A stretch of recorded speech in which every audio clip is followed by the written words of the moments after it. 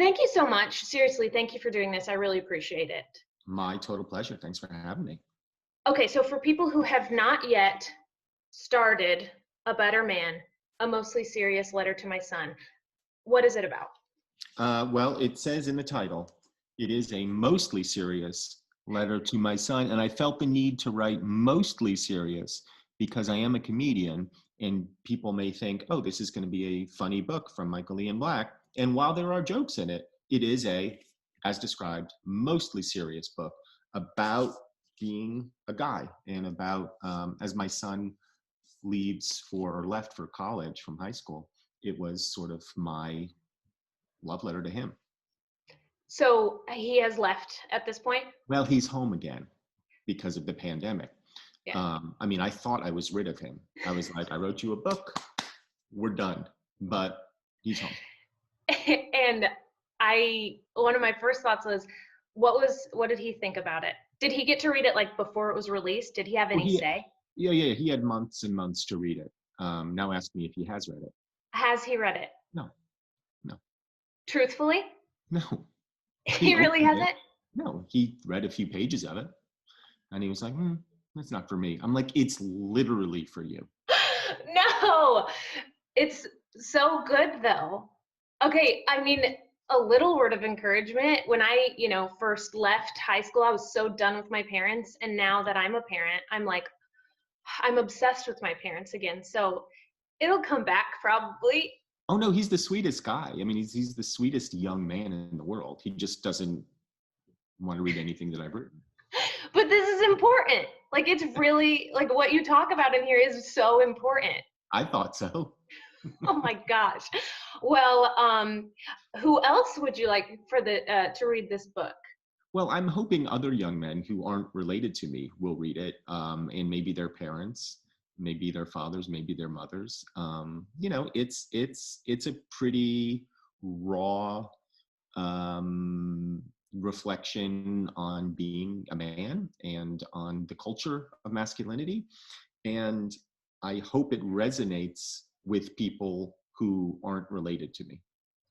I'm one of those people that's not related to you. And it has, as a mom of a little boy, it's really, like, it's already meant a lot to me.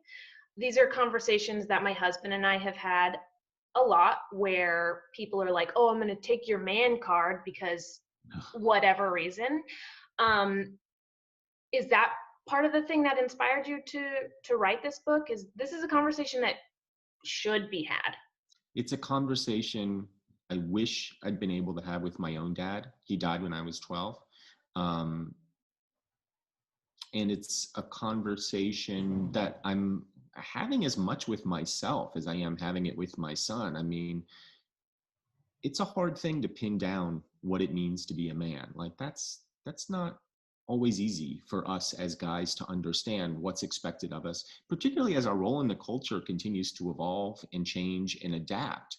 I think a lot of guys feel like if their gender is adapting and changing, that somehow it's making them less masculine. And I would argue that's not the case at all. That as we evolve and expand what it means to be a guy, we're actually expanding our own humanity, and that can only be a good thing. So what is your goal when people read this book? What are you hoping that they take away?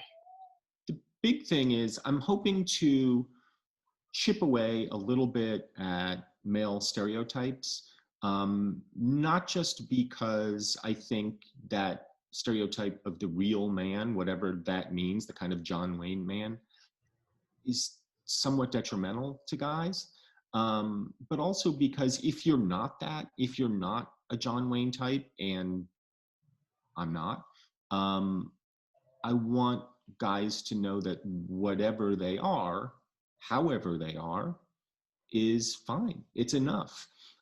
It's a message that we've given to women over the last 50 or 60 years, that there's no one way to be a woman. But we haven't really given it to guys. And so that's really my big message, is there's no one way to be a real man. I mean, you're a real man by virtue of the fact that you're a man. and we can celebrate however your guyness expresses itself. For me, it's cardigan sweaters and t-shirts from obscure punk rock bands from the 1980s. Mostly Absolutely. cardigan sweaters. I will say it's more cardigan sweater than punk rock bands. My husband also is a cardigan sweater lover. Have you ever done a book festival like the Texas Book Festival before? I have done some book festivals, yeah, for a couple of my previous books, and they're always fun. I mean, it sucks that they can't be in person right now because they're, book people tend to be really lovely people, shy often, introverts often, but very kind. And the book festivals usually have good snacks, and that's kind of the main thing. Yeah, the snacks. They're so important. So what can people expect from your event at the Texas Book Festival? Well, I'm going to give a little talk, and I'm going to answer questions, and it'll be a lot like this, but longer, and maybe I'll dress a little better. You don't have Maybe, to. maybe, Like a maybe. suit, No, no, no, no. But a tuxedo, yes, a tuxedo, but with sweatpants. of course. And you'll do your hair real nice, Wait, curly. is my hair not nice right No, now? it's fantastic. It How looks dare great. you? No, How dare you? it looks perfect. I've never seen better hair ever in my life. Um, did you do a lot of research for this Yeah, book? Okay, because like I in mean, I it, had to. that's I mean, true. because I'm not an expert at anything. I mean, like literally nothing. And I'm still not an expert in this topic and would never call myself one. But I felt like to write about it, I should know at least a little bit of what I'm talking about, other than just flying by the seat of my own pants. So I spent a fair amount of time reading, researching, talking to people, um, and just trying to get a handle on the topic. It's a big conversation, and this is a small conversation within the much larger conversation. But I would never call myself an expert.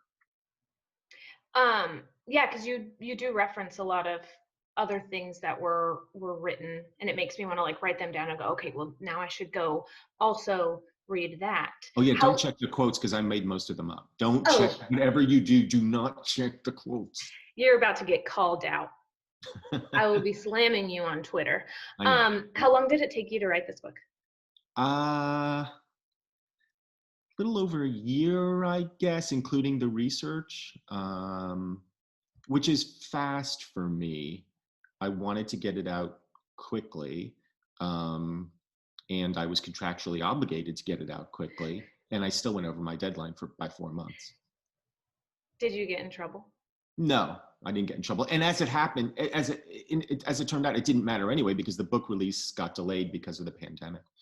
So I could have had another 4 months if I'd wanted. Have you written your children letters before? Like book length letters? No, this is the first. No, like one page little nice letters. Actually, no. I mean, little emails, text messages. But no, I've never like sat down and written I should have handwritten letter. God, I'm the worst father. Do you do that for your kids? Um, what we like just started doing is we just started all of us as a family. We sit down and we're writing journals, and I have a children's section. Like I will say, okay, work, husband, and here's the children's section so that I can keep track of memories and things, silly things that they say. Oh, that's Um, nice. like you, I have older son, younger daughter. Mhm. Your son just went off to college, kind of. Mhm. Do you have any advice for people that have younger children? Because I'm living in constant fear that I'm going to mess them up, and I know it's going to happen because I'm a parent, and that's just, it is what it is. So that's would be my first piece of advice. You're going to screw up, and all you're trying to do is screw up as little as possible, but it's inevitable, and your kids will be mad at you inevitably about something, and maybe they'll be correct to be mad at you, and maybe they'll be incorrect. It doesn't really matter. Um, but you're going to screw up. Every parent screws up. You know, listen to your kids. in terms of let them tell you who they are. I think parents a lot of times unconsciously try to steer our kids one direction or another. And I don't know that there's anything necessarily wrong with that, but they're not going to have it. I mean, they're going to tell you who they are regardless. And rather than fight them about it, embrace it and let them guide you. Um, but again, like you're going to screw that up. I screw that up. I make every mistake that every parent makes. And it's not like I wrote a book and suddenly I don't make those mistakes anymore. I continue to make those mistakes. It's just that I'm slightly more aware of it when I do. I think another thing to do for parents, a good thing to do for parents is to apologize to their kids when they're wrong. I don't know that enough parents do that. To say to your children, hey, I'm sorry, I was wrong when I did this, and will you forgive me? I think that's a powerful lesson. Yeah, we've started telling our son, now that he's 8, we've started telling him, like, hey, if you feel like something's unfair, call us out on it and let's Mhm. discuss it. So I'm hoping that that helps. Are you nervous at all to be an empty nester? No, not at all. Um, there comes a time when like your kids are just done with you. And I think that's sort of like natural. Like your kids are just like, get me out of here.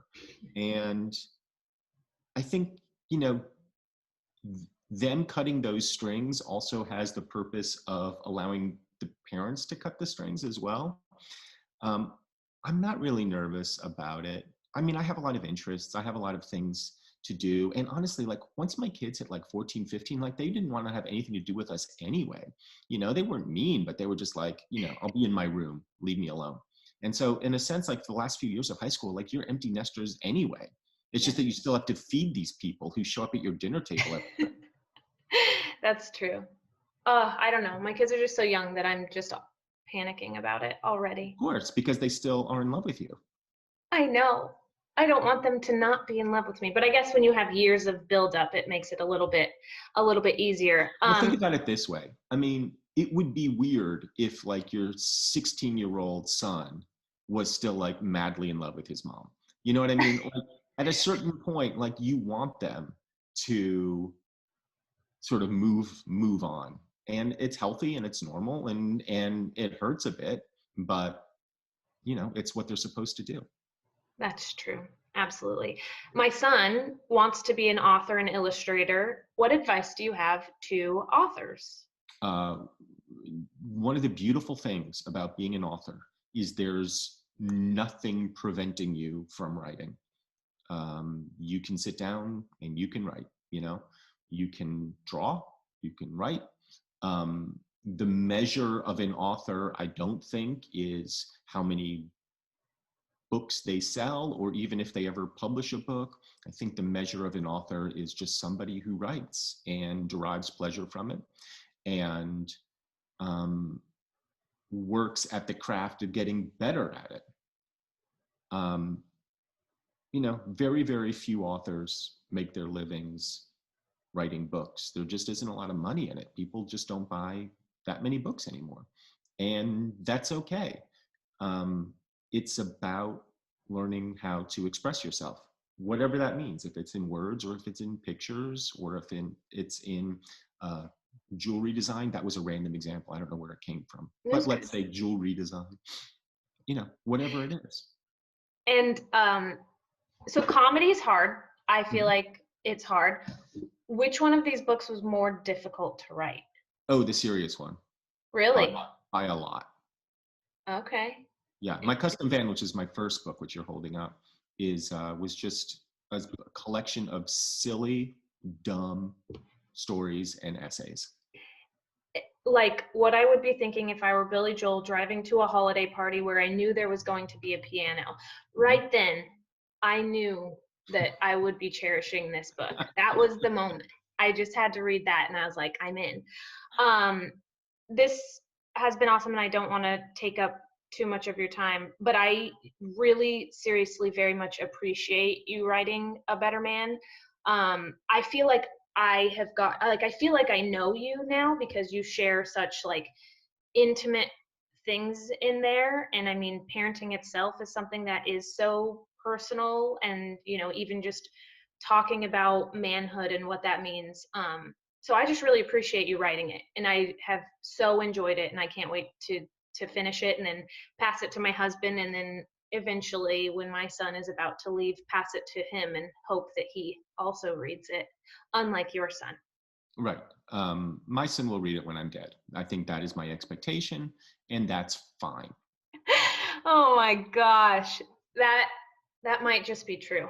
Um, Thank you, and thank you for doing this. I really have truly enjoyed talking to you. You were a huge influence on my sense of humor, especially when I was your daughter's age. So, Well, that's so kind. Thank you so much. Best to you and your kids and your husband and all of Austin. I hope everybody is voting, but I don't really hope everybody is voting. I hope certain people are voting. Um, mm, and I'll just leave it at that. thank you. Okay, have a great day. You too. Take care.